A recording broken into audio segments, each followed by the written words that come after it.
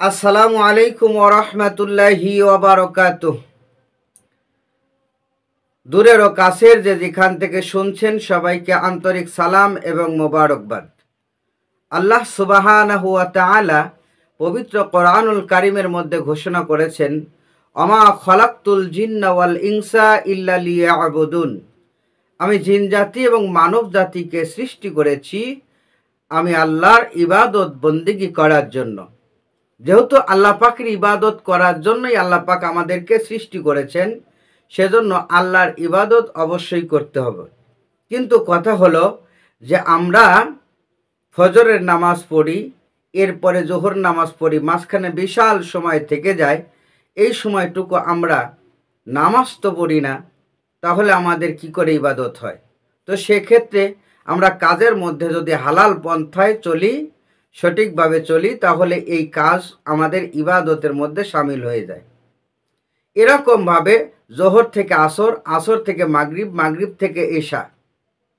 কিন্তু কথা হলো যে এশা নামাজ আদায় করার পরে আমরা তো কাজ করি না, আমরা ঘুমিয়ে পড়ি, সারা রাত ঘুমাই। তাহলে আমাদের ইবাদতটা কি করে 24 ঘন্টা হবে? এই ক্ষেত্রে আমার আপনার প্রিয় নবী হুজুর পুর নূর সাল্লাল্লাহু আলাইহি ওয়াসাল্লামের একখানা হাদিস এসেছে সহিহ মুসলিম শরীফের মধ্যে। হাদিসখানা হযরত উসমান রাদিয়াল্লাহু তাআলা আনহু থেকে বর্ণনা করা হয়েছে। আন উসমান রাদিয়াল্লাহু তাআলা আনহু, হযরত উসমান রাদিয়াল্লাহু তাআলা আনহু থেকে বর্ণিত, ক্বালা, তিনি বলেন, ক্বালা রাসূলুল্লাহি সাল্লাল্লাহু আলাইহি ওয়াসাল্লাম, রাসূলুল্লাহ সাল্লাল্লাহু আলাইহি ওয়াসাল্লাম তার পাক জবানে ঘোষণা করেছেন, মান সাল্লাল ইশাআ, যে ব্যক্তি এশার নামাজ আদায় করবে, ফি জামাতিন, জামাতের সাথে। খেয়াল রাখতে হবে, যে ব্যক্তি ইশার নামাজ আদায় করে জামাতের সাথে, ফাকাআন্নামা ক্বামা নিসফাল লাইল, ওই ব্যক্তি রাতের অর্ধাংশ দাঁড়িয়ে থাকলো, মানে রাতের অর্ধাংশ সে নামাজ আদায় করলো। যে ব্যক্তি এশা নামাজ জামাতের সাথে আদায় করবে, ওই ব্যক্তি যদি ঘুমায়াও থাকে তবু রাতের অর্ধাংশ পর্যন্ত সে নামাজ পড়ার সমান সওয়াব লাভ করবে।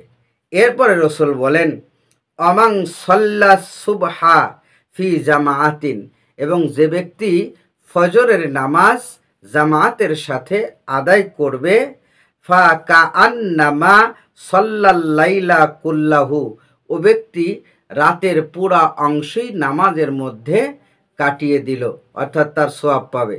এতে বোঝা যায় যে ফজরের নামাজ জামাতে, এশার নামাজও জামাতে।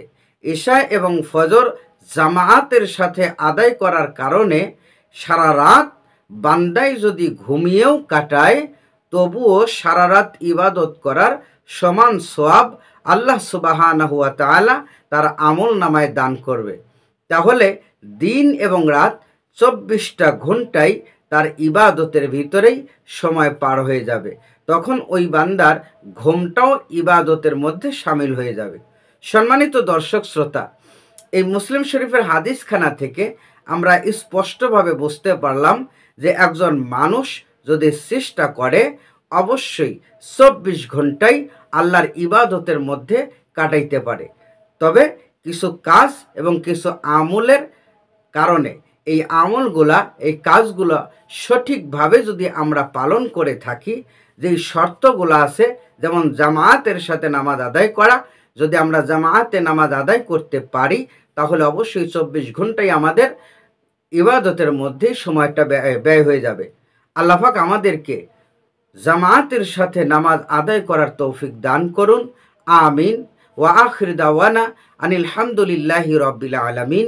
আসসালামু আলাইকুম ওয়া রাহমাতুল্লাহি ওয়া বারাকাতুহু।